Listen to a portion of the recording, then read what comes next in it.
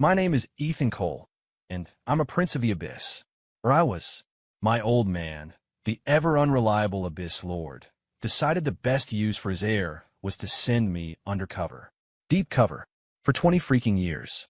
Every morning, I'm jolted awake by the sanctimonious drone of the canticles of light. Every night, I have to transcribe the litany of serenity 3 times before I'm allowed to sleep. And every time my father contacts me, it's the same old line. Just 10 more years, kiddo. The order is bound to collapse. Then, yesterday, the golden girl of the entire cultivation world, the most powerful celestial prodigy of our generation, cornered me in the alchemy lab. "Let's bond our cores, Ethan," she said. "I want to have your child." I was so scared. The abyssal charm hidden in my sleeve nearly slipped out and revealed everything. "Celeste, please think about this." She just blinked those big, innocent eyes. "Unless you prefer the company of shades? If you do, I can fall to shadow for you." Another day, another wake-up call from the choir of holier-than-thou acolytes. God, I hate the canticles of light. The endless, droning canticles. It makes my brain buzz and the abyssal energy roiling in my gut feel like it's about to curdle. I sprawled out on my plank bed, a piece of wood so hard it felt like it was actively trying to realign my spine, and stared at the unchanging stone ceiling of my cell. I took a deep breath. All I got was a lungful of clean, sterile mana, so pure it made me want to gag. I missed the abyss, where every breath was thick with the rich, coppery tang of raw abyssal energy. Now, that was invigorating. 20 years. 20 long years. I'd gone from a flashy, arrogant prince of the abyss to Ethan Cole, a bland, marginalized inner-circle disciple of the celestial order of Ethel. My days were a monotonous cycle of listening to sermons, meditating, slaying the occasional stray imp, and helping old ladies cross the street. I was a goddamn paragon of virtue, a beacon of righteousness. I was starting to believe it myself.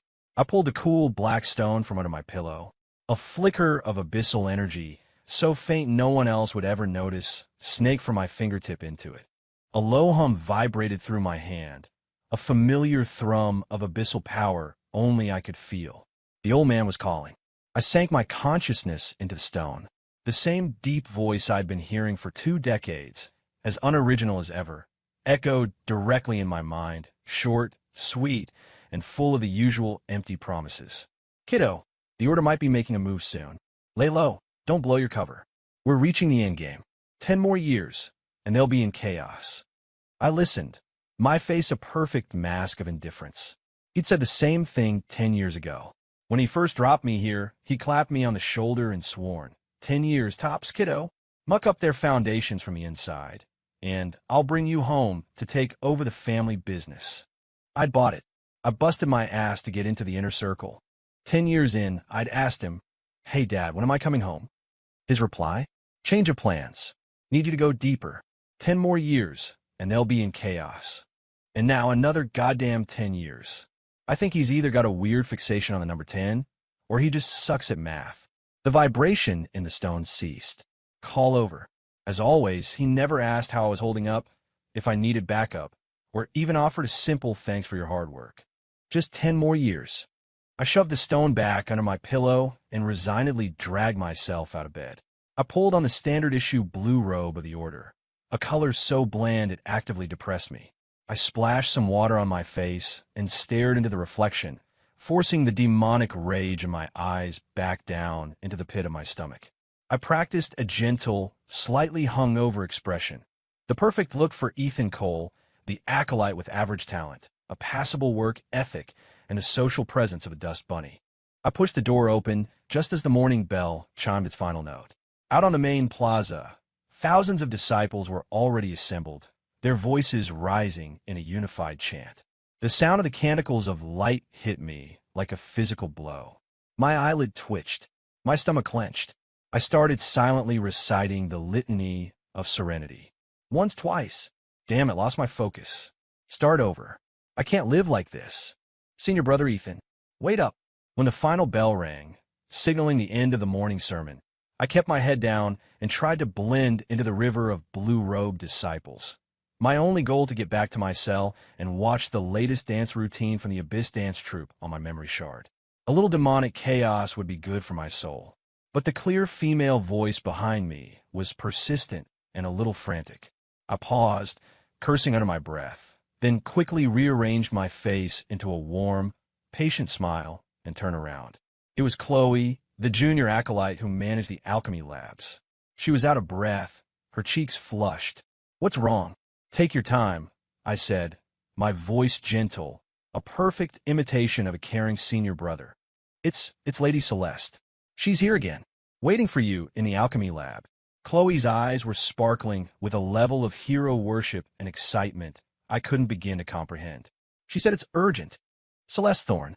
The name alone made my jaw ache. Celeste, the #1 prodigy of her generation. Talent, looks, power, status.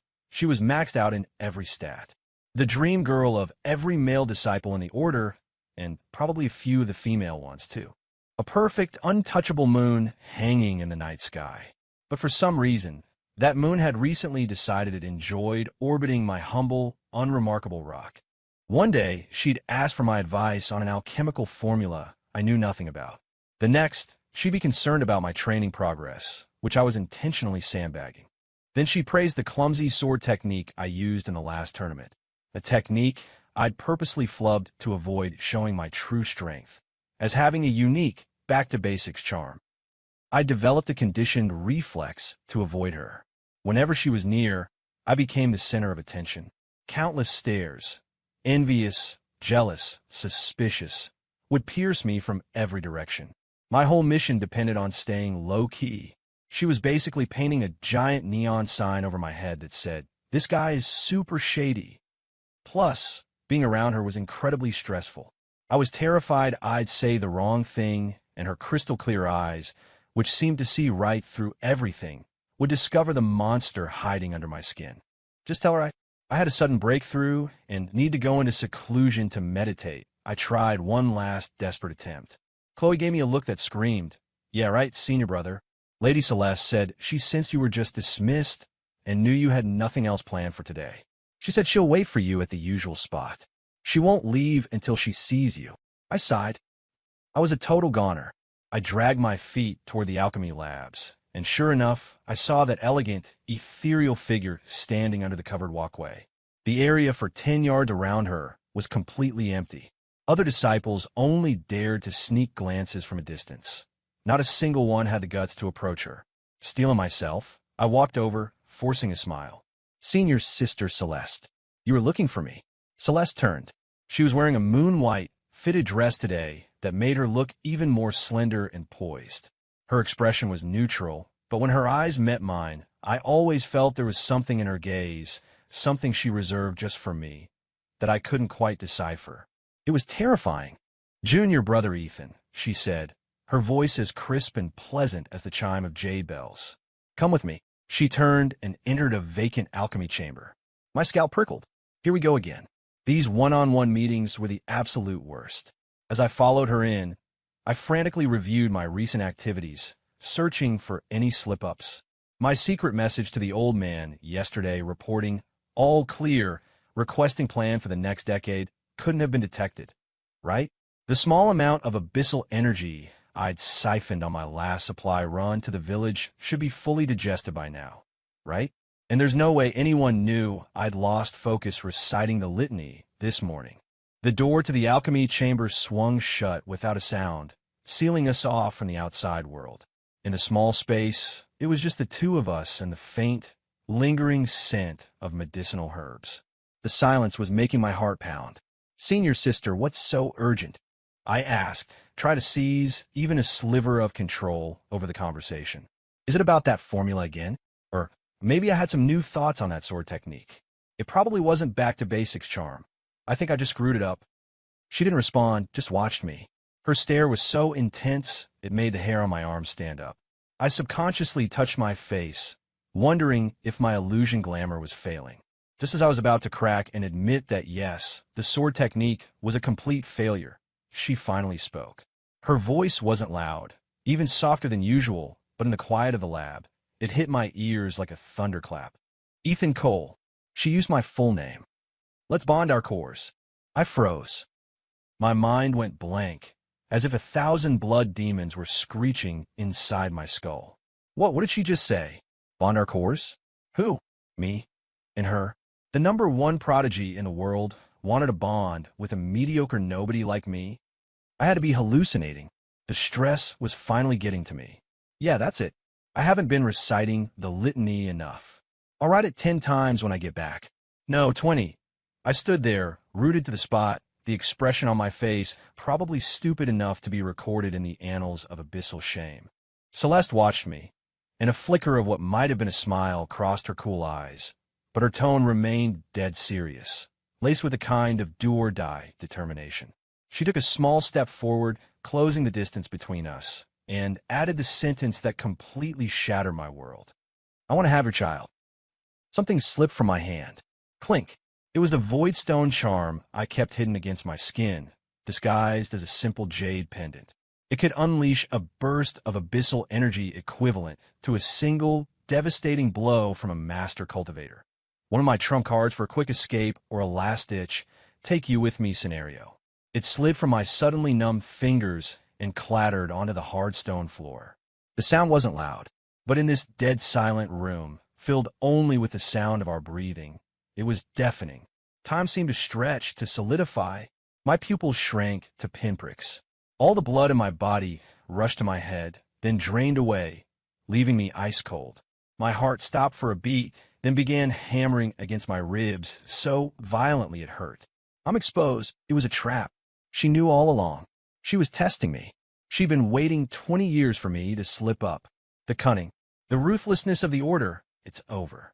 It's all over. 20 years of undercover work, all for nothing. Dud. I'm sorry. Even though you're a jerk, it's not your fault. I was just too stupid. A million thoughts swarmed my mind like a startled murder of crows. Almost instinctively, my fingers tensed at my side, and a thread of abyssal energy, incredibly faint, but just enough to trigger the charm's self-destruct, began to coalesce. In the split second before that wisp of shadow could touch the pendant on the floor, Celeste moved. She was faster. She bent down, her slender, pale fingers brushing past the stiff fabric of my robe, and casually picked up the damning pendant. Her fingertips grazed my wrist by accident. The touch was cool and delicate, but to me, it felt like being seared by a red-hot iron. I flinched violently, the half-formed abyssal energy instantly dissipating, leaving me choking on a breath I couldn't release. Junior brother? She straightened up, holding the charm in her palm, offering it back to me. Her expression was completely normal, her eyes filled with a perfect measure of confusion and concern. What's wrong? You're so pale. Was it too sudden? Did I scare you? She didn't notice? She didn't feel the artifact's unusual energy? Didn't sense my attempt to destroy the evidence? I stared into her eyes, desperately searching for any hint of deception or mockery. Nothing. They were as clear as glass, filled only with a frank, mating proposal. That was 1,000 times more terrifying than her discovering I was a spy. My throat was raw, as if it had been scraped with sandpaper. I managed to force out a few broken sounds. Lady Celeste. You. This isn't right. What isn't right? She tilted her head, her gaze still pure and direct, carrying a kind of innocent stubbornness. I've given this a great deal of thought. Your heart is simple, your spiritual core is pure. Though your cultivation is slow, the stability of your foundation is unmatched in the entire order. Bonding with you would benefit both of our paths, and bearing a child would be a joyous occasion. Core is pure, foundation is stable. That's me desperately suppressing my abyssal energy so it doesn't explode out of me. Cultivation is slow. I'm terrified of advancing too quickly and getting flagged as a top disciple who gets inspected every 5 minutes. I stared at the voidstone charm she was holding out to me. It felt like a glowing piece of charcoal. Take it. What if she feels the abyssal energy? Don't take it. Even more suspicious. My fingers trembled slightly. With the slowest, most careful movement of my entire life, holding my breath, I pinched the tassel of the pendant and quickly stuffed it back inside my robe. The cold sweat on my chest made me flinch again. Lady Celeste, I practically shouted, my voice thin and reedy. Think about this. Please. I'm not talented enough. I'm not worthy of you. Really, there are so many amazing men in the order. Senior brother Jason. Jason Pierce. He's young, powerful, a late-stage master. He. Celeste's brow furrowed almost imperceptibly, cutting me off. Senior brother Jason's will is firm, but he lacks flexibility. He is not a suitable partner for me. Then the head of the alchemy division. His family is legendary. His skills are unmatched. You'd never want for spirit stones or artifacts. Alchemy is not my path, she said, shaking her head. What about that genius from the Artificers Guild? They say he can already craft soul-bound weapons. He's loud, she stated flatly. I was on the verge of tears. Senior sister, my lady, what on earth do you see in me? I'll change. I'll change it right now. Celeste watched me quietly, watched as my forehead broke out in a sweat and my words tumbled over each other in a panicked mess. She was silent for a moment, then blinked her cool, clear eyes. Then, as if she'd suddenly stumbled upon a hidden possibility, a subtle, knowing light flashed in her gaze. She took another step forward, closer this time. I could almost count her eyelashes, could smell the faint, clean scent that clung to her, like the air after a fresh snowfall. She lowered her voice, speaking in a near whisper, a tone of probing and fierce resolve. Unless you actually prefer a shade. My breath caught. My blood froze. She knew. She knew all along. This is it. The showdown. Is she about to attack?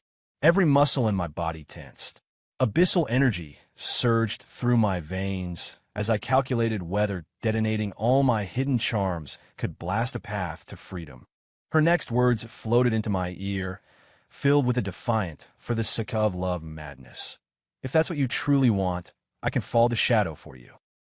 All my abyssal energy, all my escape plans, all my desperate fight-to-the-death resolve. Just stopped. Stuck. I almost imploded.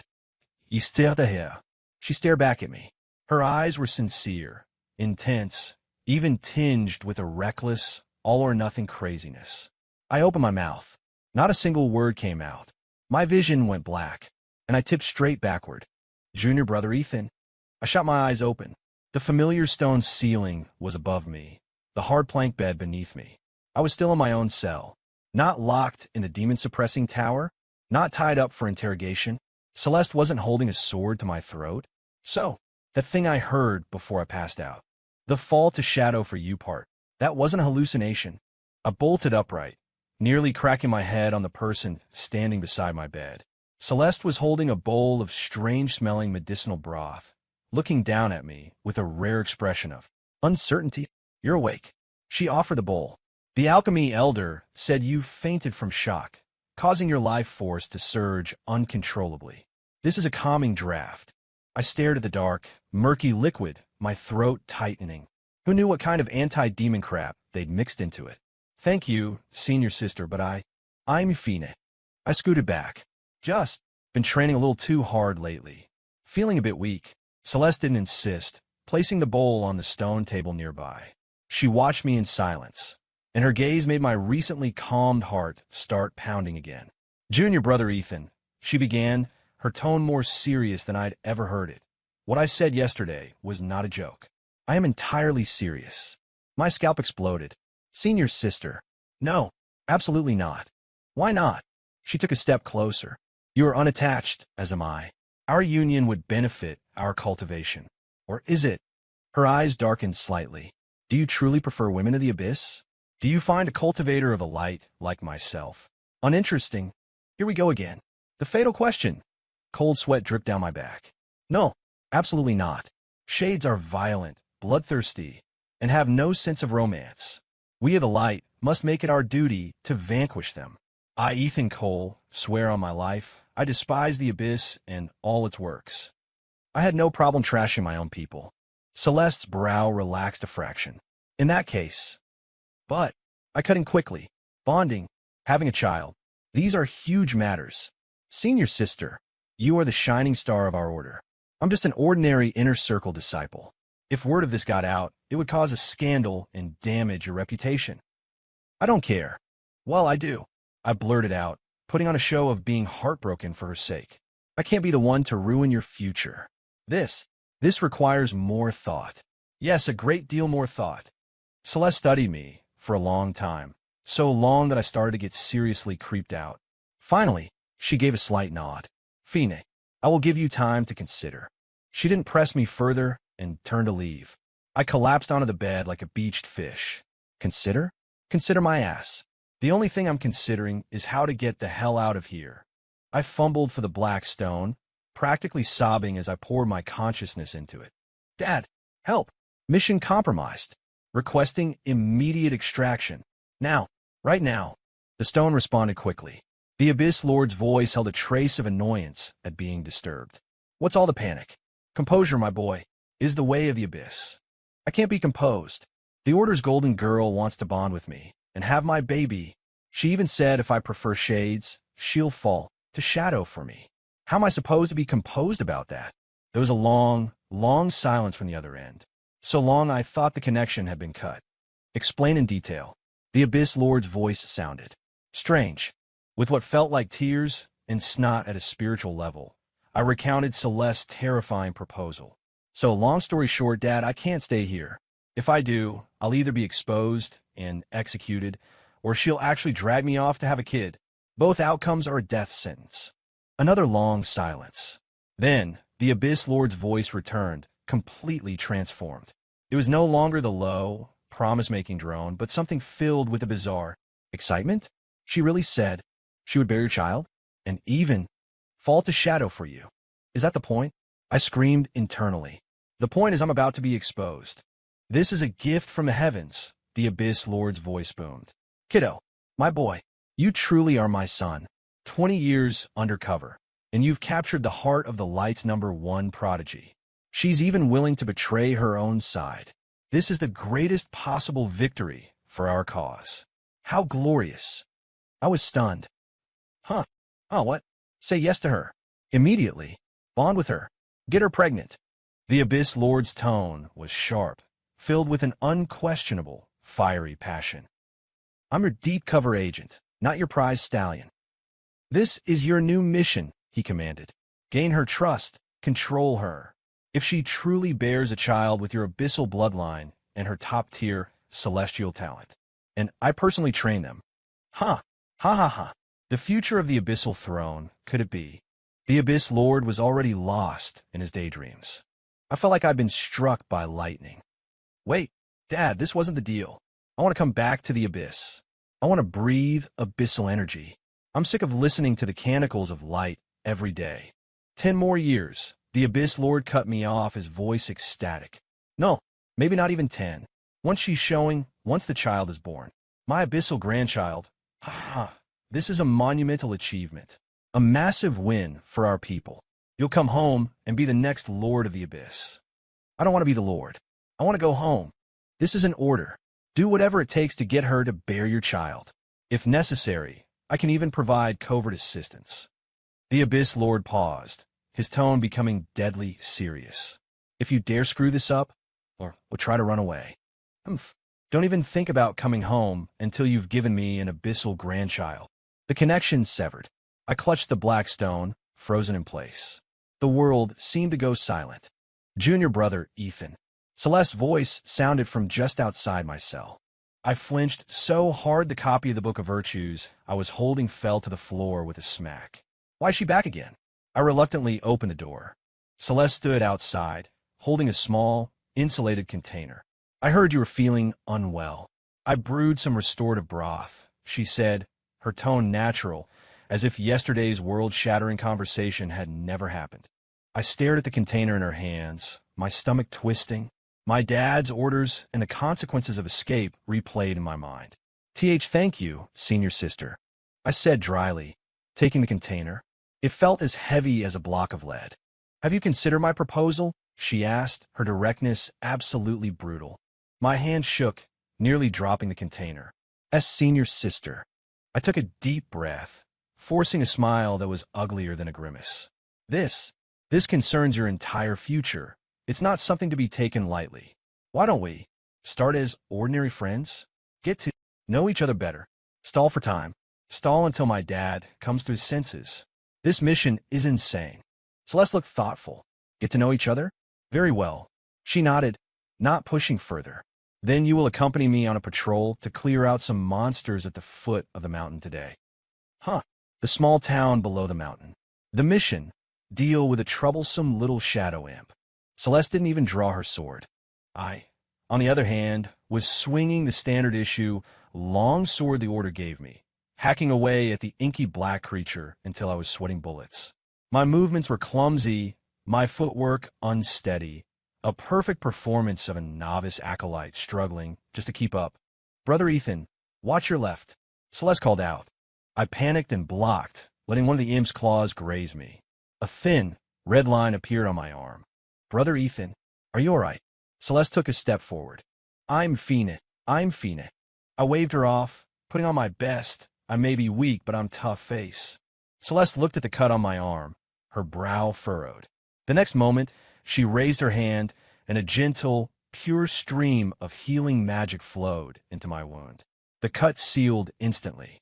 But the moment that healing mana entered my body, it clashed violently with my concealed abyssal energy. I let out a muffled grunt, my face paling as I fought to suppress the surging shadow within me. A coppery taste filled my mouth. Damn it! Celeste's hand was still on my arm. She seemed to notice something, her expression shifting slightly. Your mana. My heart stopped. It's over. She's found me out. Just as I was about to erupt, grabbing for my Voidstone charm for a final desperate fight. Celeste's expression suddenly softened, tinged with a hint of guilt. My apologies, she said softly, withdrawing her hand. I forgot your cultivation is still developing. I pushed my mana into you too quickly and disrupted your channels. She sighed. It seems the matter of bonding our cores does indeed require a more patient approach. Your foundation is stable, but your spiritual channels are not yet strong enough to handle it. We must first strengthen your core. Right. You're right, senior sister. I'm too weak. Unworthy of you. I need more training. The wave of relief left me weak in the knees. But Celeste's gaze was resolute as she looked at me. Don't worry. I will help you. She thought for a moment, then pulled a jade vial from her storage ring and pressed it into my hand. These are core-strengthening pills. One a day. Starting tomorrow, I will personally supervise your training. I clutched the vial of high-grade celestial pills, looking at this prodigy who was now determined to support her future partner. The Abyss Lord's face, screaming, do whatever it takes to get her pregnant, flashed before my eyes. My vision swam. This spy gig is impossible. I held the vial of core-strengthening pills like it was a live grenade. Celeste's gaze was clear and determined, filled with a terrifying resolve that screamed, I will mold you into a partner worthy of me. My father's roars still echoed in my head. Whatever it takes. Get her pregnant. My throat was dry. Senior sister, actually, I... Say no more, Celeste interrupted, her tone leaving no room for argument. Tomorrow, at the third bell before dawn, meet me on the training grounds. I will teach you how to circulate your energy to absorb the pill's power. The third bell before dawn is at a time a self-respecting shade should be awake. That's when I secretly use my memory shard to re-watch the Abyss Dance Troupe's performances. Senior sister, that's too much trouble for you. I can train on my own. It's no trouble. Celeste turned away, her hair swinging in a decisive arc. For you, it's worth it. I watched her walk away, then my legs gave out and I slumped against my cell door. It's over. This is really, truly over. Third bell before dawn. The training grounds were as cold as a tomb. I was yawning so hard my jaw creaked, hugging myself to keep from shivering. Celeste appeared right on time, dressed in a simple white training uniform, looking sharp and full of energy. Take the pill, she commanded. I resignedly swallowed a core-strengthening pill. As it dissolved, a gentle but immense wave of celestial mana exploded inside me, washing through my spiritual channels. It felt good, but it was like oil and water with my hidden abyssal energy. I had to desperately suppress my own power to keep them from starting a war in my gut. Focus. Guide the energy to your core, Celeste said, placing a hand on my back. I went rigid. Her mana was too pure, too potent. Everywhere it passed, my hidden abyssal energy recoiled like it had met its natural enemy, thrashing wildly, almost breaking free of my control. Sweat beaded on my forehead. I clenched my jaw, using every ounce of my acting skill to play the part of a diligent but untalented disciple struggling to absorb the medicine. Relax, Celeste frowned. Your channels, why are they so constricted? I was born this way. She pondered this for a moment, then increased the flow of her mana. Help! I can't hold it back. The massive surge of her power, by some cosmic fluke, dragged the pill's energy with it and forcibly blasted open a tiny, minor spiritual channel I'd never been able to access before. Boom! A feeling of incredible relief washed over me. In this newly opened channel, the celestial mana and my hidden abyssal energy reached a bizarre equilibrium, coexisting without conflict. They almost seemed compatible. Celeste withdrew her hand, nodding with satisfaction. It seems this method is effective. Progress may be slow, but with persistence, we can surely improve your innate talent. I felt this strange channel inside me, capable of holding both light and shadow, and just stared blankly. What is this? A trial run for celestial abyssal dual cultivation? Dad, we have a situation. I whispered into my sending stone, huddled under my blankets. Speak, the Abyss Lord replied. He sounded busy. I could hear the roar of a demon beast and the crack of a whip in the background. Celeste is forcing me to practice celestial techniques. She's using her own mana to clear my channels. I was almost exposed. The Abyss Lord went quiet. And the result, she seems to have opened some weird channel in me, and now my abyssal energy can coexist with her mana. My father was silent for another moment, then burst into roaring laughter. Huh, the heavens are on our side. Kiddo, you truly are the chosen one of spies, to accidentally forge a path of compatibility. This is the first step to true bonding. Excellent. Keep letting her help you train. Learn the properties of her mana. It will be easier to control her later. Is control the point? I hissed. The point is, if this keeps up, I might actually become half a celestial adept. Silence. Stick to the plan. Gain her trust. Get her pregnant. Whatever resources you need, I'll have them sent to you covertly. The connection cut. I hopelessly pounded my bed. Celeste's partner support program was now in full swing. Besides the pre-dawn training, she started giving me private lessons. Junior brother, copy this sutra of the clear mind 100 times. It will help strengthen your consciousness. I stared at the thick stack of paper, my vision blurring. This stuff was way worse than the litany of serenity. Junior brother, these are sustenance pills I refined. From now on, you can focus on your training without being distracted by trivial matters like eating. I looked at the bitter-smelling pills she offered, my stomach churning. I wanted grilled bloodbat wings. Junior brother, spar with me. Real combat is the only way to test your progress. I'd be knocked flat with my wooden sword in less than 3 moves, and then I'd have to force a look of admiration and say, "Wow, senior sister, you're amazing, I learned so much." The nicer she was to me, the more terrified I became. The Abyss Lord's messages also became more frequent and increasingly unhinged. Kiddo, how's it going? Is she showing any signs of intimacy? I found an ancient dual cultivation manual. It's been delivered to your cell. Look under your pillow. Study it well. I found a jade slip, which radiated a sinister abyssal aura, and threw it into a corner like it was radioactive. What she found this thing? I've mixed a special abyssal passion fruit, a potent aphrodisiac, into the next batch of pills she gives you. Seize the opportunity. I nearly had a heart attack.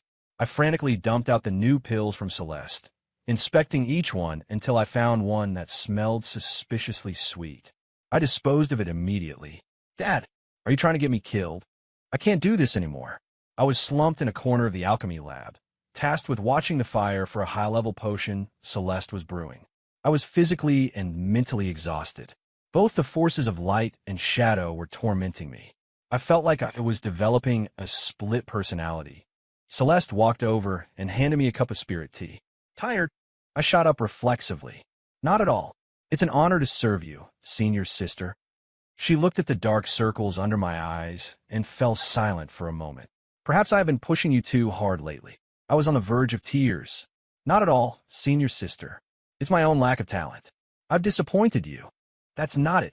She shook her head gently, her eyes holding something new as she looked at me. Though your progress is slow, your resilience is far beyond that of an ordinary person. You train relentlessly every day without a single complaint. I'm just trying to stay alive, lady. And her tone softened. You are sincere, simple, and kind. My dad would literally die laughing if he heard that. The fire crackled in the furnace. She suddenly asked in a low voice, Ethan, do you truly not wish to bond with me? I nearly sprayed a mouthful of tea, choking and coughing. Here it is. The fatal question again. My brain spun, desperately searching for an answer that wouldn't offend her or disobey the Abyss Lord. I just feel unworthy, I stammered. What if I told you I don't care about any of that? She looked at me, her gaze intense. I'll only ask you this. Do you dislike me? No, absolutely not, I declared instantly. Dislike? I'm terrified of you. Then that settles it. She seemed to let out a breath of relief, the corner of her mouth twitching into the faintest of smiles. Feelings can be nurtured over time. We have a long road ahead of us. She turned back to the furnace, leaving me with the sight of her elegant back. I stood frozen, the cup of tea in my hand growing cold. Nurtured over time? A long road ahead. My dad's roars and Celeste's quiet voice battled in my head. I watched her, and for the first time, a ridiculous thought entered my mind. This celestial prodigy. She actually seems to think I'm not half bad? Oh no, I think I'm in serious trouble. The old man's message came again, this time exceptionally furious. Where's the child? Where is my abyssal grandchild? It's been this long, and there's no progress. Are you defying my orders? I clutched the black stone, feeling drained. Dad, you can't force these things. I don't care if it's forced, as long as it gets the job done. I'm giving you 3 days. If you don't make a move, I'm sending a rival to spur her on, or maybe I'll send you some inspirational abyssal incense. I was so scared, I nearly threw the stone away. Don't. Calm down. I'm trying. Really. These things take time. Time for what? Just do it. Get it over with. The connection cut. I squatted in a corner of my cell, holding my head in my hands, feeling like my demonic life was over. Junior brother, Ethan. Celeste's voice, tinged with a rare hint of hesitation, came from outside the door. I flinched, quickly sweeping the various inappropriate jade slips and inspirational pills my dad had sent me under the bed. Come in, senior sister. Celeste pushed the door open. She wasn't holding any pills or training manuals. She looked at me, her gaze a little unfocused, the tips of her ears slightly pink.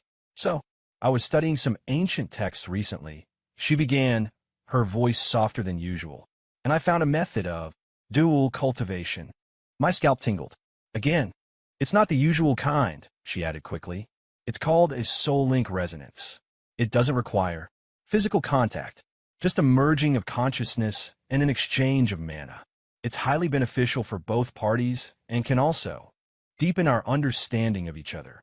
She turned her face away slightly after she finished. I stood there stunned. Merging of consciousness? Mana exchange? That sounded a lot less terrifying. At least it was more civilized than my dad's crude suggestions.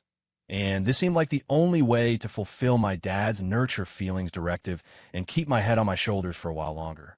I swallowed hard, cautiously asking, is this method safe? Of course it is. Celeste turned back, her expression serious. Would I ever harm you? Fair point. So, shall we try? I said, steeling myself. Dad, this is the progress you wanted. Celeste's eyes lit up slightly. All right. We sat cross-legged, facing each other. A wisp of pure white light coalesced at her fingertip, and she slowly pressed it toward the spot between my eyebrows. I held my breath, tensing up, desperately suppressing the restless, abyssal energy inside me. Her consciousness, gentle yet irresistible, softly entered mine. In that instant, I felt like I had plunged into a cool, clear lake. I was surrounded by pure, celestial mana, vast and serene. My abyssal energy thrashed violently in this lake, like ice cubes thrown into hot oil. I'm going to be exposed. I fought to suppress it, almost coughing up blood. Just as I was about to lose control, the bizarre channel that Celeste had accidentally opened, the one that could handle both light and shadow, suddenly activated on its own. The thrashing abyssal energy found an outlet, flowing smoothly down that channel, where it began to slowly merge with Celeste's consciousness and mana. A strange and incredible sensation washed over me.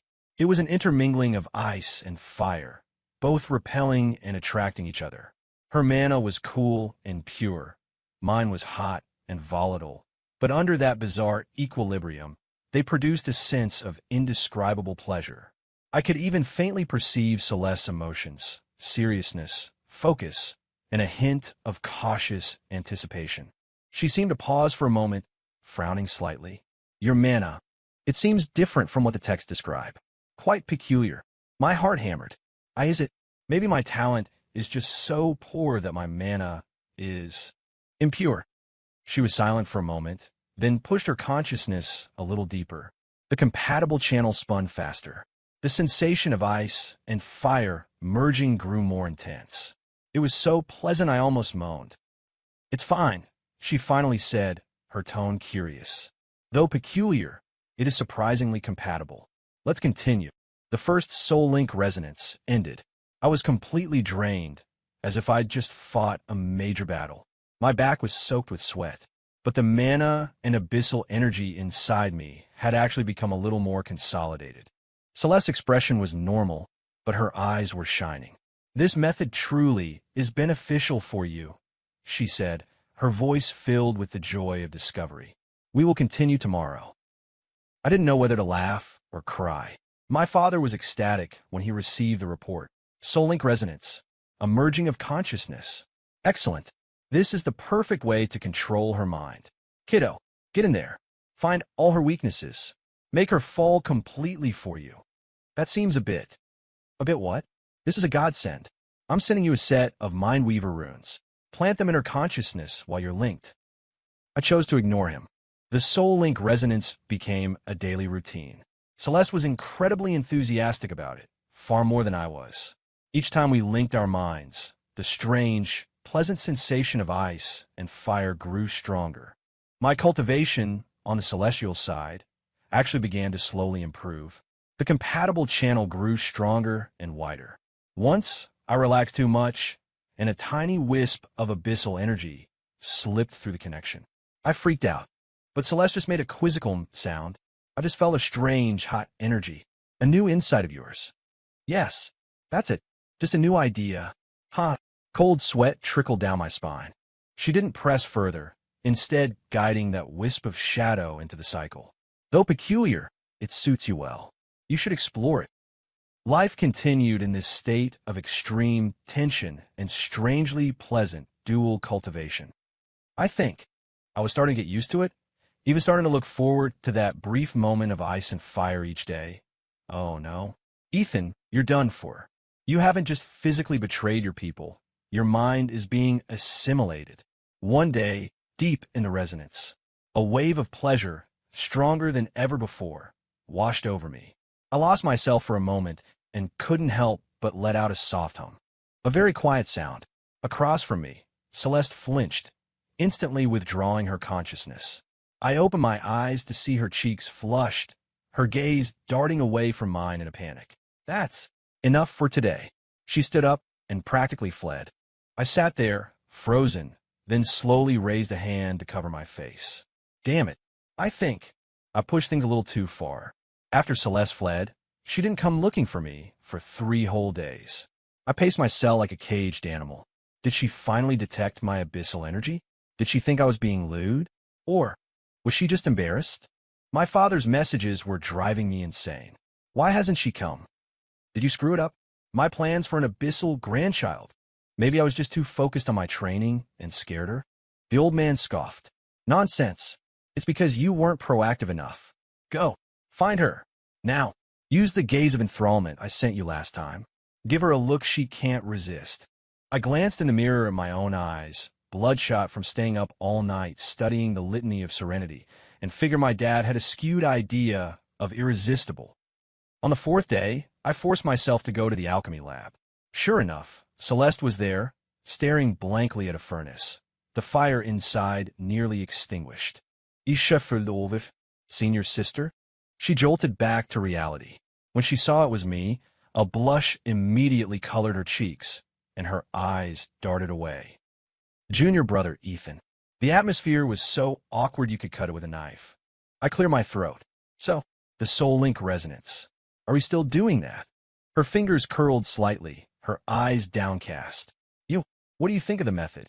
My mind instantly flashed to the sensation of ice and fire, to her fleeing figure, and the words tumbled out before I could stop them.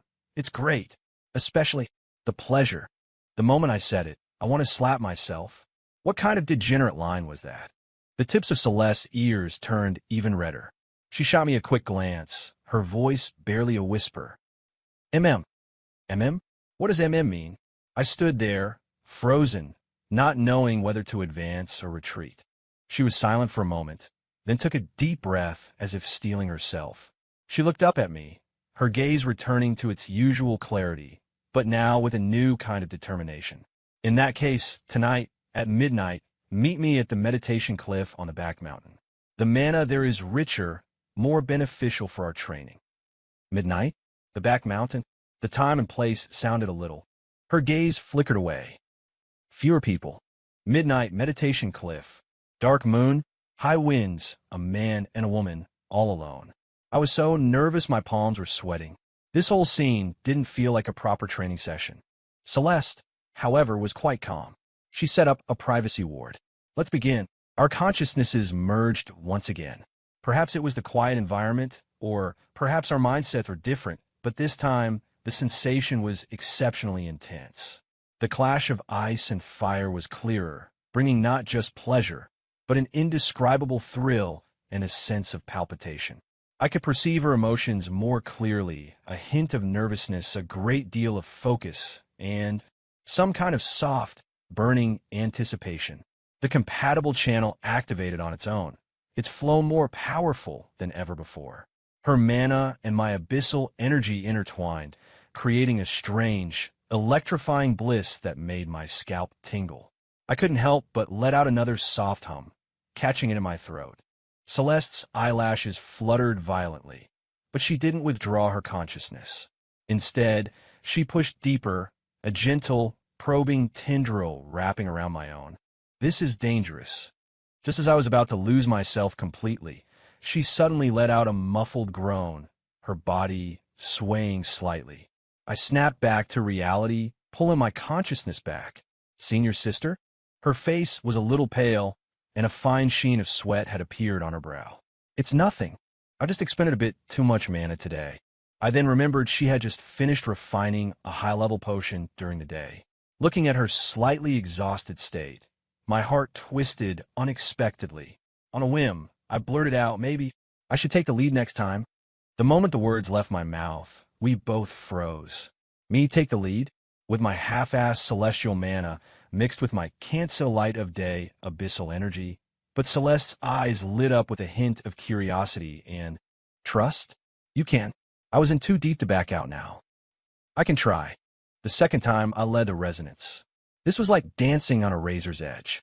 I carefully guided a wisp of my purest celestial mana, desperately suppressing the volatile abyssal energy beneath it toward her. Her consciousness met mine without any defense, gently accepting it. An indescribable feeling washed over me. Her inner world was vast, clear, and warm, like a snowfield bathed in sunlight. And my tiny bit of power was like a drop of ink falling onto pure white snow. I was so afraid of tainting this purity that my movements were incredibly stiff. Relax, she guided softly, her consciousness actively wrapping around mine in encouragement. Follow my lead. Her trust was like a warm current, melting away my tension. I slowly relaxed, guiding that wisp of power through her spiritual channels. Strangely, when I stopped actively suppressing it, my hidden abyssal energy became unusually docile. Under the guidance of her pure mana, it even took on a faint, gentle quality. Ice and fire no longer clashed violently, but merged into a gentle, flowing stream. An unprecedented sense of peace and harmony enveloped us. When we finished, we were both silent for a long time. Celeste's complexion had returned to a healthy pink, her eyes shining with the joy of discovering a hidden treasure. Ethan, your mana. It's very special. It's incredibly compatible with mine. I looked at her bright, untroubled smile, and the guilt in my heart grew wildly. Senior sister, my throat was dry. What if? What if I'm not as good as you think? What if I'm actually a little bit bad? She paused, then smiled, her tone softer than ever before. Then be bad. I'll be bad with you. Celeste's voice was soft, but exploded in my ears like thunder. I stared into her clear eyes, which reflected my own dumbfounded expression. Be bad with me? Lady, your character is completely collapsing. The old man's roar conveniently echoed in my mind. Yes. Excellent. She's completely smitten. Strike while the iron is hot. Seal the deal tonight. I grant you. I decisively cut off the connection. I couldn't let that old degenerate mess things up even more. You're joking, senior sister, I said with a dry laugh, trying to steer the conversation back to safer territory. We should probably focus on our training. Celeste was agreeable. All right. The subsequent soul link resonances became increasingly dangerous. Not the danger of me being exposed, but a different kind. Her consciousness became less and less restrained. Before, she would properly guide the mana circulation. Now, her consciousness would always probe and entwine with mine, a subtle, teasing touch against my senses. The compatible channel was overly active, each resonance sending a jolt of electrifying numbness through me. I kept telling myself this was training. It was the mission, but my body would tense up uncontrollably, and the muffled groans I was suppressing became more frequent. Celeste seemed to enjoy it. She even started to innovate. Ethan, today let's try focusing the mana in our energy centers. Ethan, try splitting your consciousness, one part guiding the yang energy, the other the yin. Ethan, I was like a puppet on a string, being directed by her, yet every innovation brought a more intense, more irresistible sensation. How did this celestial prodigy become more daring in her study of dual cultivation than the Abyss Lord himself? One day, she brought a pale blue jade slip. This is my modified version of the Soul Link resonance, she said, her tone casual, though the tips of her ears were pink. I've added a bit of a soul touch technique. It might be more effective. Soul touch. What's the difference between that and a naked spiritual hug? My scalp tingled. Senior sister, isn't that a bit too? Are you scared? She looked up, her gaze clear but with a faint hint of a challenge. Who's scared? Let's do it.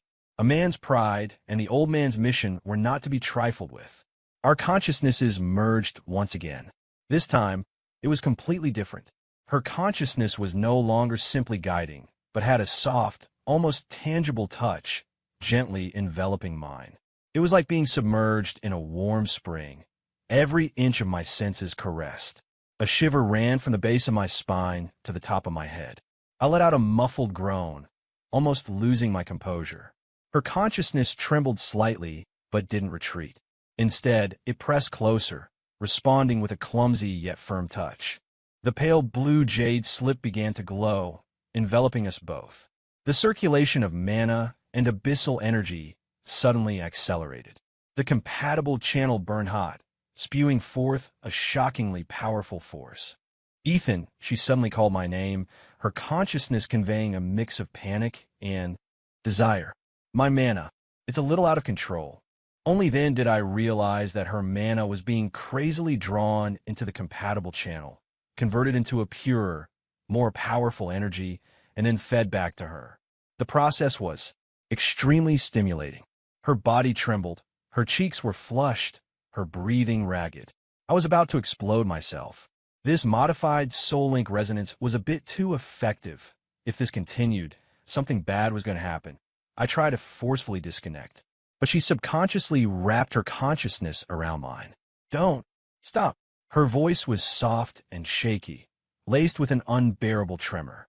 My mind went blank. The last thread of my rationality snapped.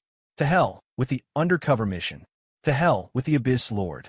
To hell with the Canticles of Light. I took control, my consciousness tightening fiercely, completely enveloping hers. Mana and abyssal energy boiled over, rushing to a climax. Boom! A powerful shockwave erupted from us, making the privacy ward hum and vibrate. An old tree on the cliff edge was hit by the stray energy. Half of it was covered in frost. The other half was charred black. We opened our eyes at the same time, panting, drenched in sweat. Celeste's eyes were glistening, her lips a deep red. She looked at me, her gaze dazed and shocked. What was that? I looked at her disheveled state, feeling incredibly guilty. Probably a sign of mastering the technique. She blinked, then slowly lowered her head, pursing her lips. She said very quietly. Her neck was completely red. The air was thick with an extremely awkward yet intensely intimate atmosphere. I didn't know what to do with my hands or feet. That's enough for today. She stood up, her voice still a bit shaky. She didn't dare look at me and quickly walked away. She didn't flee this time, but her steps were clearly unsteady. I collapsed on the spot, looking at the half-frozen, half-charred tree, wanting to cry. The old man's sending stone vibrated wildly. I answered, feeling completely numb. What was that noise? Did you do it? Did you seal the deal? I felt an extremely strong convergence of yin and yang. Good boy. Well done. If I told you we were just training, would you believe me? The old man cackled. Of course I believe you. Good boy. Keep training. With more intensity. Whatever resources you need, just ask. I'll send you the best restorative herbs from the abyss. The connection cut.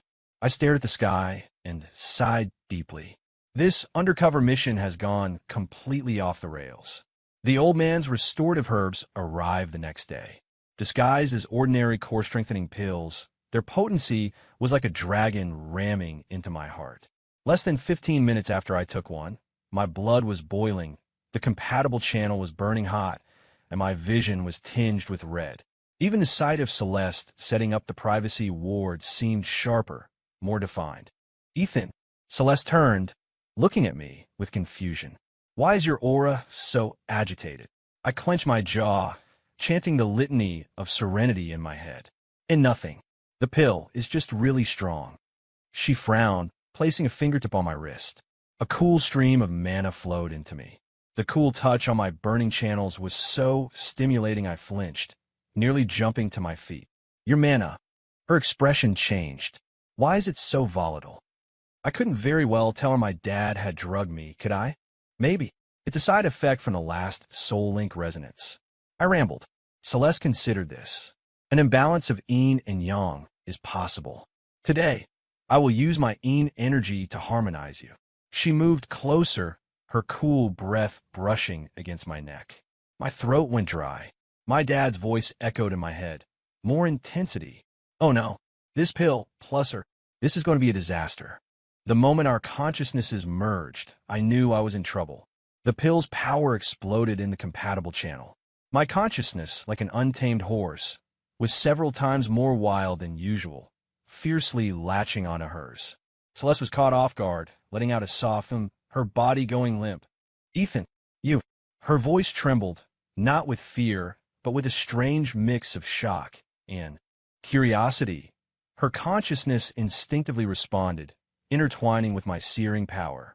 Ice and fire clashed and merged with unprecedented intensity. The privacy ward around the meditation cliff flickered violently, almost shattering. The half-frozen, half-charred tree was completely vaporized.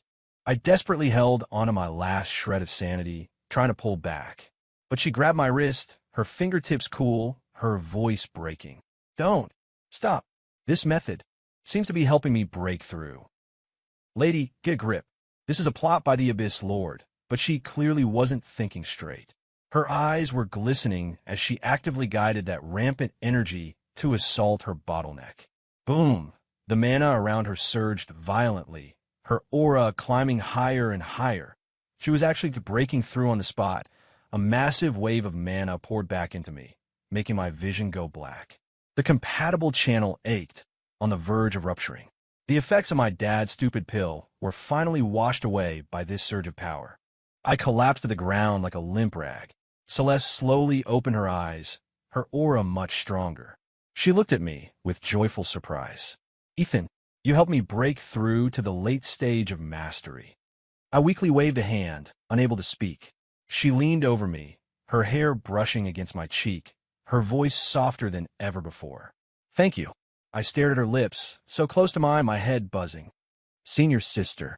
Next time, can you give me a heads up before you break through? I gasped. She pursed her lips in a smile, a hint of mischief in her eyes. I got carried away. My dad was so happy when he heard the news that his sending stone was practically shaking. A breakthrough is good. A breakthrough is good. The higher her cultivation, the more talented my abyssal grandchild will be. Kiddo, I'm putting this down as a major contribution. I'll reward you with 10 more vials of Dragon's Vigor pills. My vision went dark. That's enough. Seriously, any more and you'll kill me. What are you afraid of? I believe in you. Keep up the good work. Next time, help her break through to the Grandmaster stage. I smashed the sending stone. I can't do this job anymore. After a breakthrough, Celeste became even more attentive to me. Ethan, you've helped me so much. Here's a heart-protecting pill I just refined. It will help stabilize your mind. Ethan, the cold spring on the back mountain is good for calming the spirit.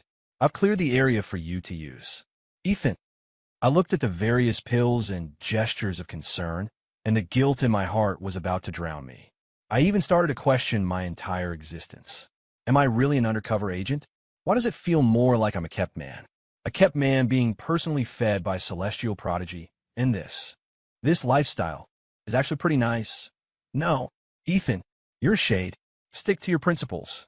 I steeled myself, pulled out the Book of Virtues, and prepared to copy it 10 times to clear my head. Just as I wrote the first word, Celeste's voice came from outside. Ethan, the moon is beautiful tonight.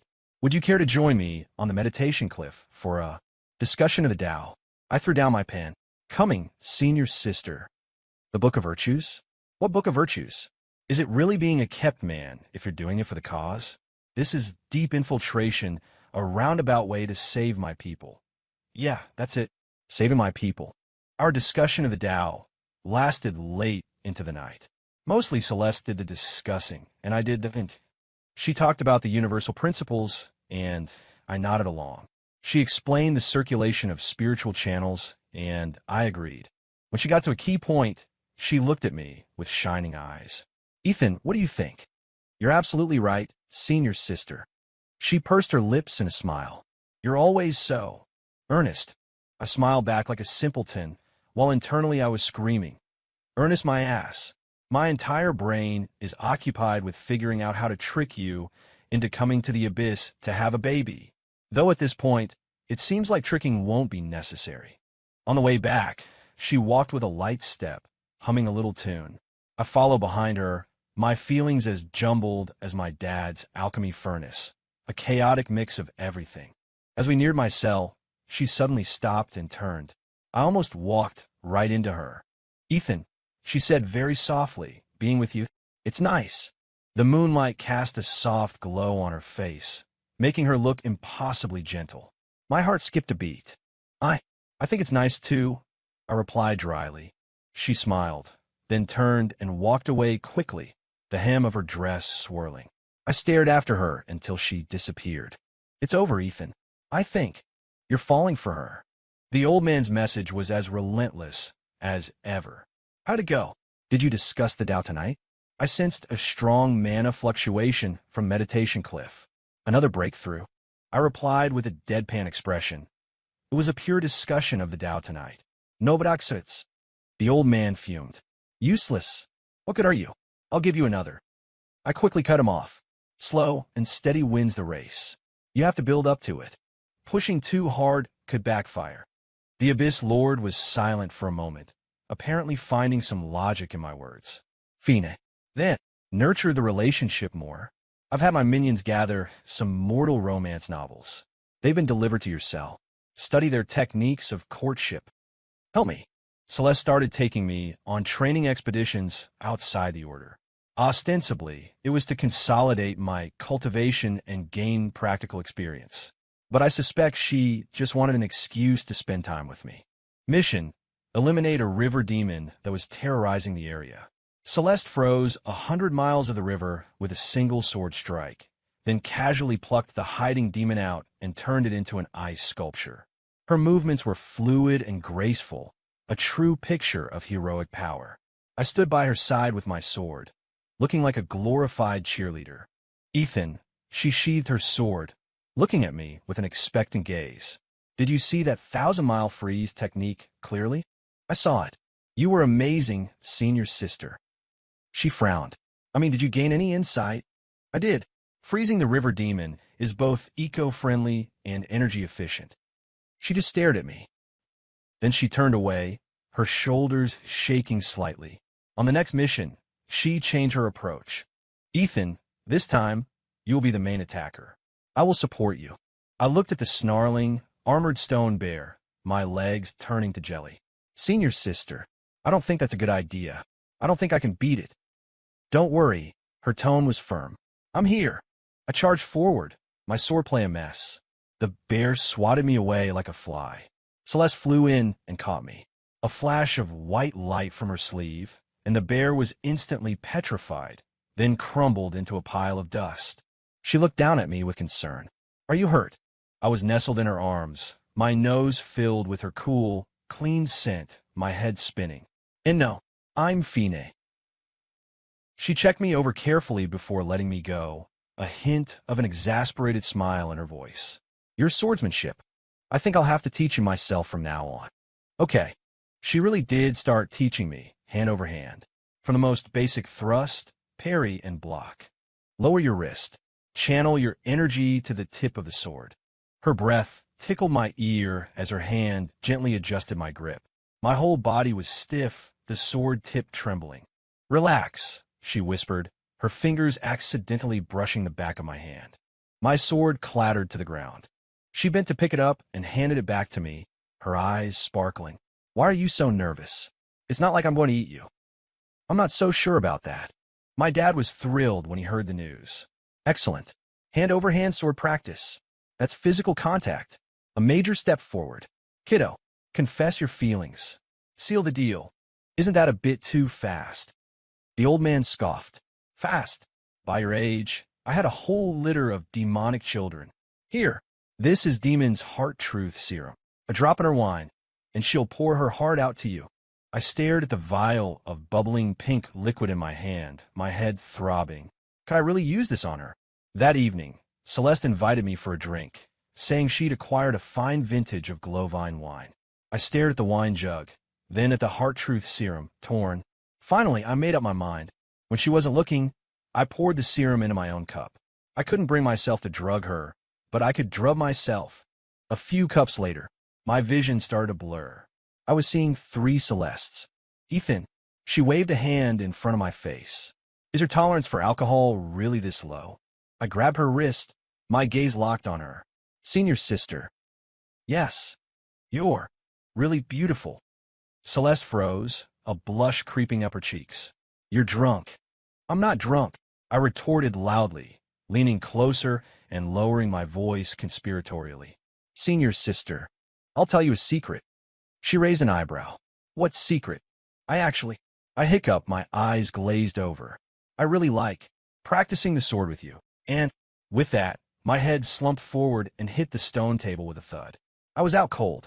Just before I passed out completely, I thought I heard her laugh, very softly. Idiot. I woke up with a splitting headache. I was lying on the bed in my cell. My outer robe had been taken off, and my shoes were neatly placed by the bedside. A bowl of sobering soup, still warm, sat on the table. I stared at the soup, fragmented memories flashing in my mind. Me, grabbing Celeste's hand and telling her she was beautiful, and that I liked practicing with her. Damn it, that stupid serum from my dad. I groaned, covering my face. I made a complete fool of myself. The door to my cell creaked open. Celeste came in with a plate of spirit fruit. She paused when she saw me, but her expression remained calm. You're awake? Does your head still hurt? I burrowed under the covers, leaving only my eyes visible. It's fine. Senior sister, last night, I didn't say anything too stupid, did I? She set the plate down, her gaze drifting elsewhere. You said I was beautiful, and that you liked practicing the sword with me. I pulled the covers over my head completely. I could never show my face again. I heard a soft chuckle from outside my blanket cocoon. She came over and tugged at the corner of the covers. Since you like it so much, we'll continue today. This has to be a punishment, right? On the training grounds. I held my sword, my body stiff. Celeste stood behind me, almost embracing me, her hand covering mine to adjust my posture. Focus, her breath whispered past my ear. I couldn't focus. Her hair brushed against my neck, tickling me. Her faint, cool scent filled my senses. My sword dropped again. She bent to pick it up. I stared at the pale, slender nape of her neck, my heart pounding. My dad's roars and her soft laughter battled in my head. Ethan, she straightened up, handing me the sword, her eyes shining. You've been very distracted lately. I opened my mouth but couldn't speak. Was I supposed to tell her I was torn between tricking her into having my child and genuinely falling for her? She sighed, her tone softening. Are you hitting a bottleneck in your training? Or are you tired of practicing with me? I looked up sharply. No, absolutely not. Then why? She frowned. My brain overheated, and I blurted out, because you're too beautiful. When you're this close, I get nervous. The moment I said it, I wanted to take it back. Celeste froze. Then a blush slowly crept up from her neck to her ears. She turned her head slightly, but the corner of her mouth curved into a small smile. You smooth talker. She didn't force me to practice anymore, just stood by and gave instructions. But the atmosphere was even thicker than before. My dad's message came again. The drunken confession worked wonders. I'll reward you with 10 more vials of heart truth serum. Drink with her every night. I stared at the pile of pink, bubbly vials, my scalp tingling. No way. Any more of that, and someone's going to get hurt. What are you afraid of? I'll teach you. Next time, just say, I'm in love with you. Seal the deal. It's impossible to communicate with this old demon. That night, I was agonizing over the vials of serum. Throw them away? My dad might sense it. Use them? I might spill my entire life story. As I was debating, there was a knock on my door. Celeste stood outside, holding 2 jugs of wine. I got a new vintage today, her eyes sparkled. Care to try? I looked at the wine in her hands, then at the serum on my table, and for some reason, I nodded. This time, I was on high alert. I didn't touch a drop of wine, just watch her drink. Her tolerance wasn't much better than mine. After a few cups, her cheeks were flushed, her eyes misty. Ethan, she rested her chin on her hand, looking at me. Why? Are you always avoiding me? My heart skipped a beat. I'm not. You are. She leaned closer, her breath smelling of wine. You avoid me during practice. You avoid me when we drink. Am I that scary? Not at all. I shrank back. You're wonderful, senior sister. Then you must dislike me? I don't. I said quickly. I like being with you. She grew quiet, watching me for a long time. So long I thought she had fallen asleep. Suddenly, she asked softly, what kind of like? I froze. Her eyes were hazy, but she stared at me stubbornly, waiting for an answer. The vials of serum on the table seemed to be burning hot. My throat was dry, my heart pounding so hard it felt like it would jump out of my chest. My dad's roars and her gaze tore me in two.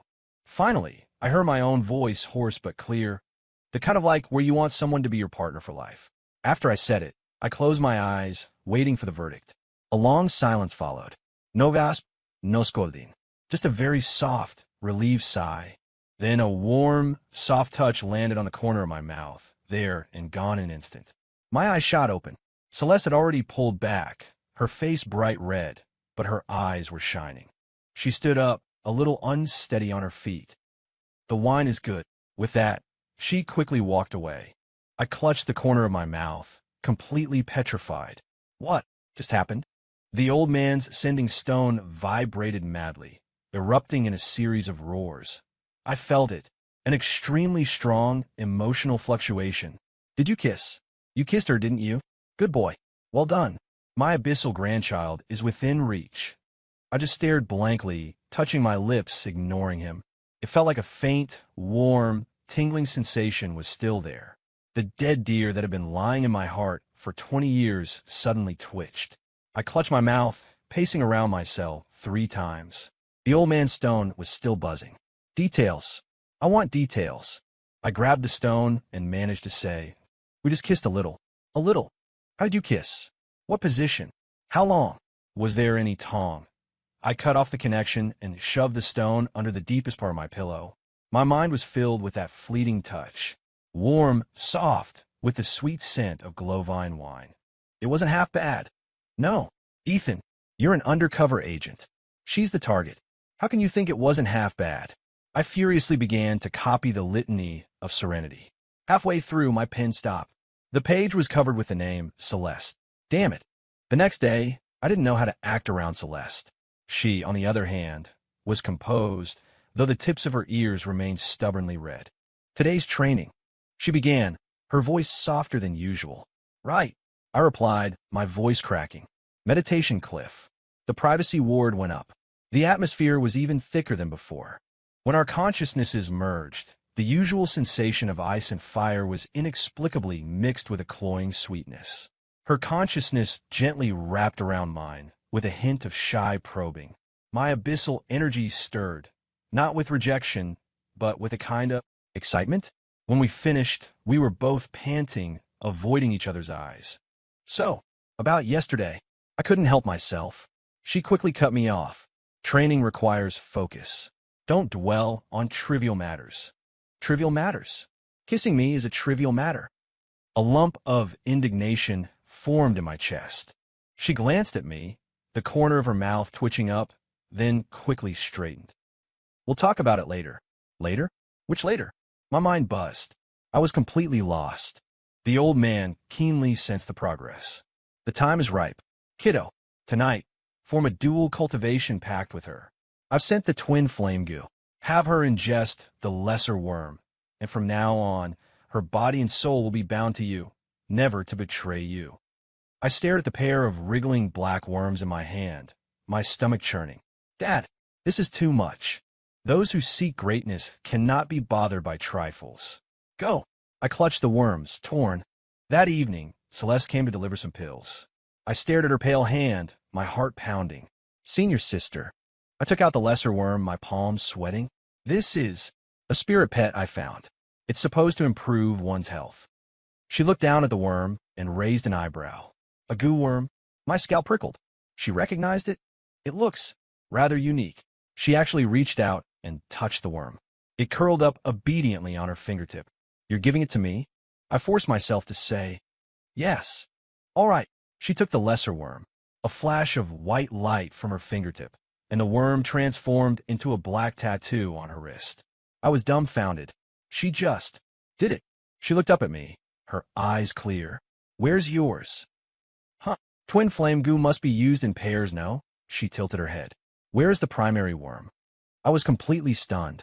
She not only recognized it, she knew how it worked. I tremblingly took out the primary worm.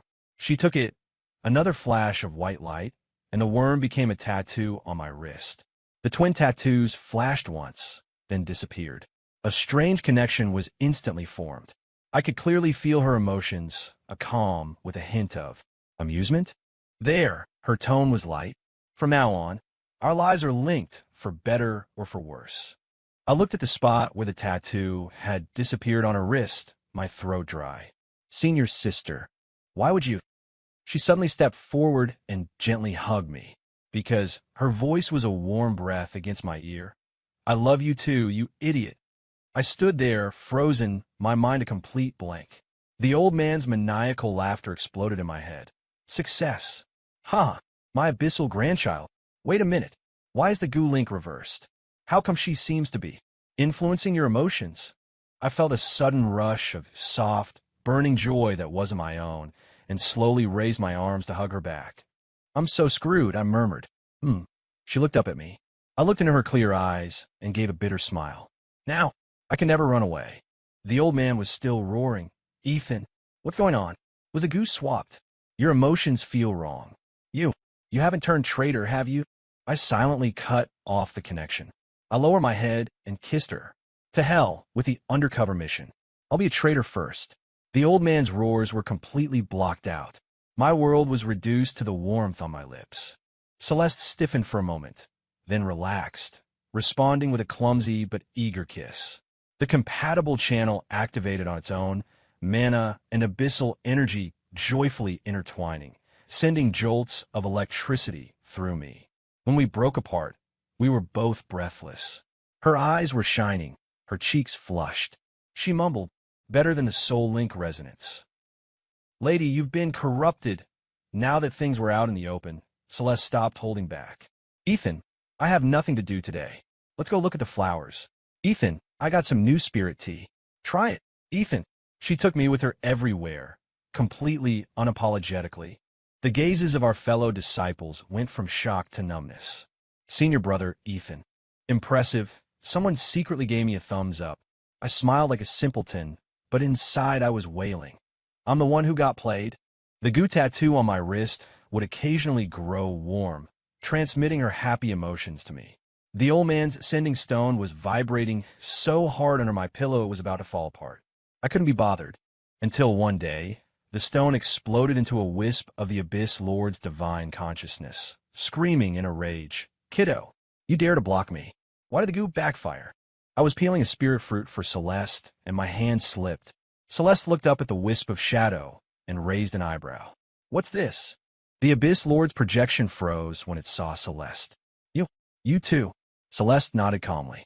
"You must be the elder Ethan often speaks of." The old man was confused. "Elder?" I shot him a frantic look. The projection was silent for a strange moment, then suddenly burst into laughter. "Yes, Elder. I'm his distant uncle. I heard he found a wonderful partner, and came to have a look." Celeste smiled. "Thank you for your concern, Senior." The projection circled her, its tone becoming extremely excited. "Excellent. Excellent. A pure spiritual core, a strong foundation, a perfect vessel. A fine young woman. Were you two having a child?" I choked on a piece of fruit. Celeste's ears turned pink, but she remained composed. "There's no rush." "What do you mean, no rush?" the projection yelled. "I even brought a gift." He flicked out a black jade slip. "The art of celestial abyssal dual cultivation, guaranteed to produce a fine heir." Celeste took the slip, scanned it with her consciousness, and nodded. "Thank you, Senior. This technique is indeed unique." "Senior sister, you can read demonic texts?" The projection was even more pleased. "Good, good. You two get to practicing. I'll be waiting for my for the wedding banquet." Before the projection dissipated, it shot me a fierce glare. "Kiddo, you better serve your wife well, or I'll tan your hide." Celeste put away the jade slip, looking thoughtful. "Your family is very enthusiastic." I gave a dry laugh. "Yeah, a little too enthusiastic." She suddenly leaned in and whispered, "So, shall we try this new technique tonight?" My legs went weak. "Help me. My dad is trying to kill me." That art of celestial abyssal dual cultivation was a little too intense. I flipped through 2 pages and my face turned bright red. I quickly shut it. "Senior sister, this technique. It might not be suitable for us." I tried to protest. Celeste took the jade slip, scanned it, and her expression didn't change. Indeed, some parts need adjustment. The circulation of abyssal energy is too aggressive. It needs to be tempered with the 3rd mantra of the Litany of Serenity. She said it so matter-of-factly that I didn't register it at first. "All right, the litany is good. Wait a minute." I looked up at her sharply. "Senior sister, did you just say abyssal energy?" Celeste put down the jade slip and looked up, her gaze as clear as ever, but with a new hint of mischief. "Yes, this technique requires abyssal energy to lead. Yours, though intentionally suppressed, is quite pure in essence. Practicing this should be highly effective." I froze, the blood in my veins turning to ice. She knew. She had known all along. When did you?" My voice was so dry it didn't sound like my own. "From the very beginning," she said calmly. "When you first joined the order, the wisp of abyssal energy that leaked from your pen when you were copying the Litany of Serenity gave you away. So that means, for 20 years. She's been watching me for 20 years. Why didn't you expose me?" My voice trembled. "At first, I found it amusing." She tilted her head slightly. "A shade, listening to the canticles of light every day, copying the Litany of Serenity more diligently than anyone else. Your acting was quite earnest." Later, her tone softened, her ears turning pink. "I discovered that though you were a shade, your heart was more simple than many of the disciples of the light. Even," she paused, "a little cute." "Goo." She was calling a shade cute. My mind was a complete mess. "Then, the soul link resonance? The compatible channel?" "I guided it," she admitted freely. I noticed you were struggling to suppress your abyssal energy, so I tried to help you channel it. I didn't expect it to work so well. The twin flame goo. I swapped them long ago. She shook her wrist, revealing a faint silver tattoo. It's a symbiotic bond now. If I'm hurt, you'll feel it too. I stared at the silver tattoo on her wrist, completely dumbfounded. So for the past 20 years, it wasn't me infiltrating the order, but her. Infiltrating me? Why? I murmured. Why do all this? Celeste stood up, walked over to me, and looked down at me. Her gaze was more serious than ever before, filled with a gentle, all-or-nothing resolve. Because, she said softly, each word landing on my heart, I told you. If you like shades, I could fall to shadow for you. A wisp of pure abyssal energy, the same as mine but stronger and purer, coalesced at her fingertip. I've modified the technique. She placed the revised jade slip in my hand, her fingertips brushing against my palm. Shall we begin our training tonight? I looked at my own stunned reflection in her eyes, then down at the undoubtedly scandalous technique manual in my hand. The symbiotic bond on my wrist grew warm, transmitting her amused anticipation to me. The old man's sending stone vibrated wildly under my pillow, probably roaring about his plans for a grandchild. I raised a hand. A precise bolt of abyssal energy shot out, and the sending stone shattered with a crack. The world went quiet. I grabbed her wrist and pulled her in my arms. Let's train, I said through gritted teeth, my ears burning. I'm not scared if you're not. The art of celestial abyssal dual cultivation that my dad sent was completely transformed by Celeste. The words were the same, but the effect was entirely different. Here, the abyssal energy circulation is too violent. It needs to be softened with the third mantra of the Litany of Serenity. When yin and yang converge, the mana must first pass through the nexus point before returning to the energy center.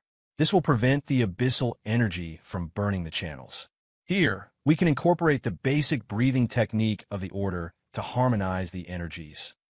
I looked at the dense annotations, my scalp tingling. Senior sister, isn't this basically a whole new book? Celeste looked up, her expression calm. The original was crude and would damage one's foundation. Of course, it had to be changed. She said it so matter-of-factly that I was speechless. Let's begin, she said, putting down the jade slip.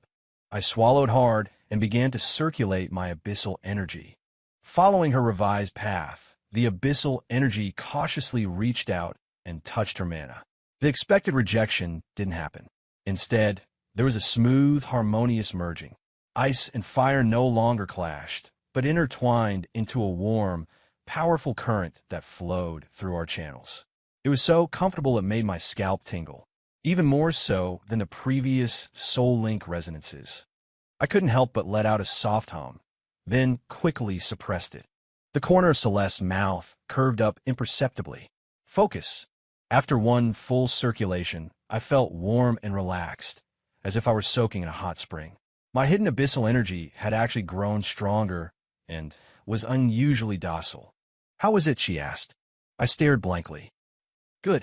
It wasn't just good. My dad's original was a suicide manual. Her revised version was a divine scripture. She nodded. Then we will practice this way from now on. Why am I suddenly looking forward to dual cultivation?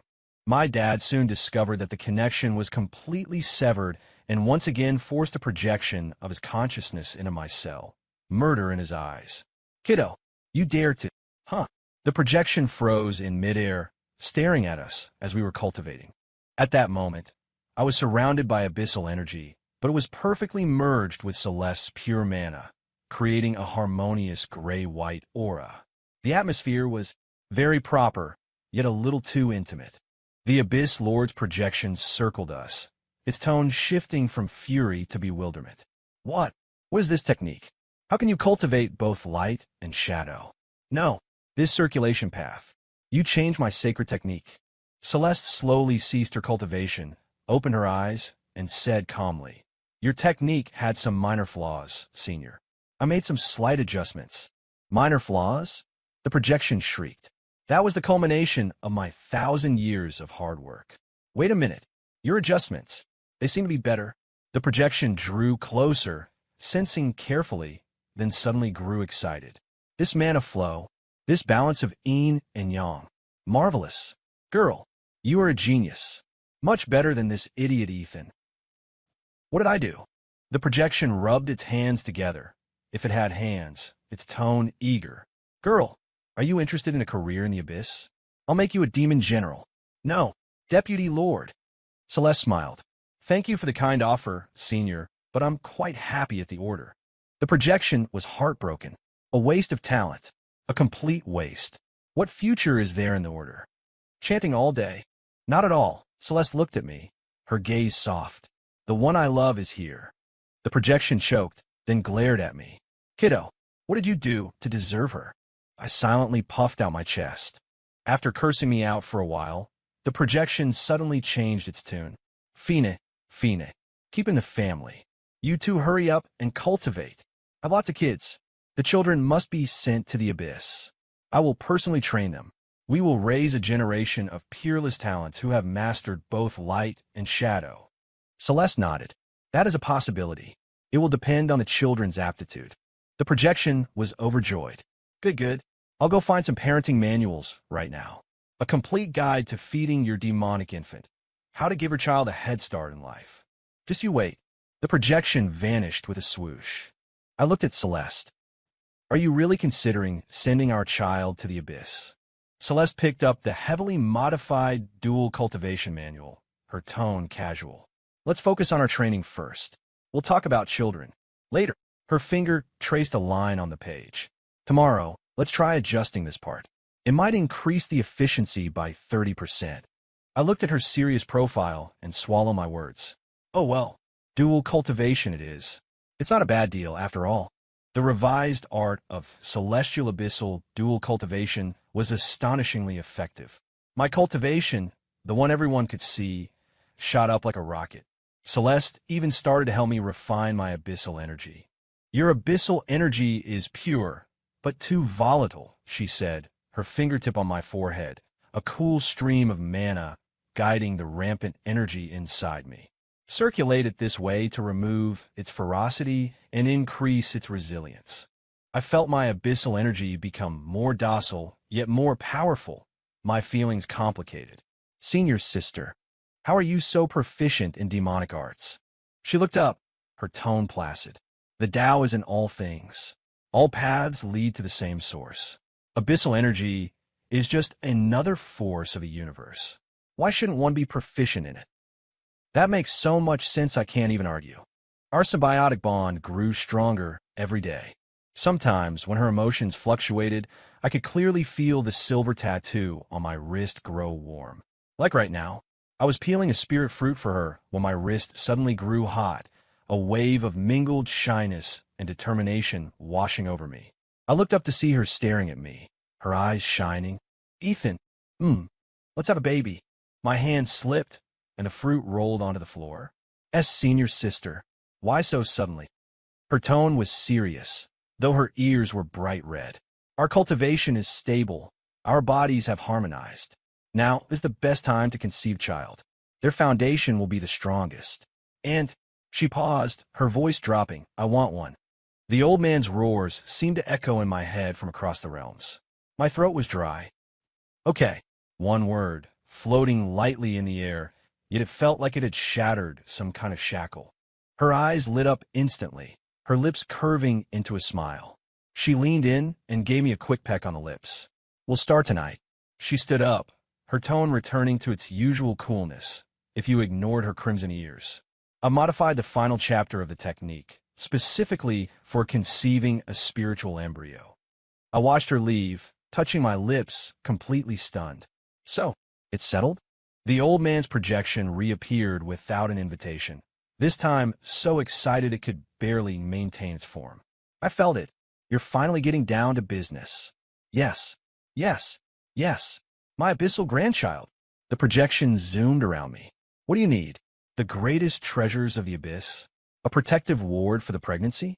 I'll let you use my throne room as a delivery room. Dad, calm down. We've only just started. Calm down, the projection shrieked. This is what I've been waiting 20 years for. Where's the girl? Get her in here. I need to teach her the 3,000 questions of demonic fetal care. Celeste came in, holding the newly revised jade slip. The projection immediately flew over to her. "Girl, quick, come back to the abyss with me. The mana here is too pure. It's not good for the demonic embryo's development." Celeste sidestepped him, her tone calm. "Rest assured, Senior, I have adjusted the technique to temper the embryo with abyssal energy while nourishing it with celestial mana. The effect will be even better." The projection froze. "You can do that?" "Yes." Celeste handed me the jade slip. "Follow this, and in 3 months, the embryo will be stable." The projection leaned in to sense the contents of the slip and was once again shocked. This, the harmony of yin and yang, the balance of light and shadow. Marvelous. Absolutely marvelous. "Girl, you are a blessing to the demonic path." It whipped around to face me, its tone more serious than ever before. "Kiddo, from this day forward, your mission is to fully cooperate with the girl. Whatever she says goes. If she wants the stars, you don't give her the moon. Got it?" "Yes, sir." The projection rambled on with a list of precautions before reluctantly disappearing. The cell was quiet again. I looked at Celeste. She was reading the jade slip, her profile serene. "Senior sister, I couldn't help but ask, what are you willing to do all this? To change techniques for me, to refine my abyssal energy, to even bear a child who is destined to be half-demon." She looked up, her eyes as clear as ever. "I told you, between partners, what difference does light or shadow make?" She stood up and took my wrist. "It's time. Let's train." A warm current flowed from the symbiotic bond on my wrist, as warm and undeniable as the smile in her eyes. I squeezed her hand. "Okay." The news of Celeste's pregnancy couldn't be kept secret, mainly because the Abyss Lord's projection started camping out in our cell. When he sensed the faint fetal heartbeat, he let out a maniacal laugh that blew up half our cave, and the entire order heard him roaring, "I'm going to have a grandchild." The Grand Master and the elders surrounded my cell, their faces grim. "Ethan, explain yourself." The Grand Master's beard was trembling. Before I could speak, Celeste stepped in front of me, her voice calm. "I chose this." "Nonsense," the disciplinary elder bellowed. "You are the hope of our order. How could you with this boy of unknown origin?" "His origin is not unknown," Celeste interrupted. A wisp of pure abyssal energy coalesced at her fingertip, making everyone recoil. "He is a general under the Abyss Lord, who has been undercover in our order for 20 years. Dead silence.